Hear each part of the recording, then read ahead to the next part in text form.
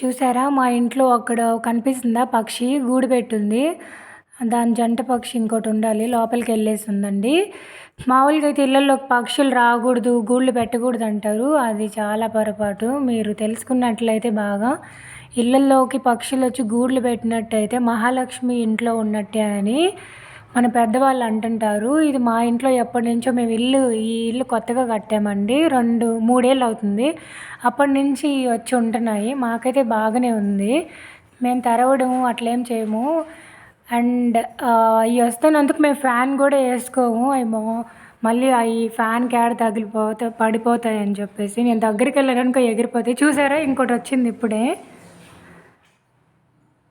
So ఇంట్లోకి పక్షులు చిన్న చిన్న బర్డ్స్ అట్లాంటివి వస్తే మీరు పక్కా వాటిని రానియచ్చు. అది మహాలక్ష్మి ఉన్నట్టే. ఇంకా వేరే పక్షులు కొన్ని ఉంటే అవి రానియకూడదు.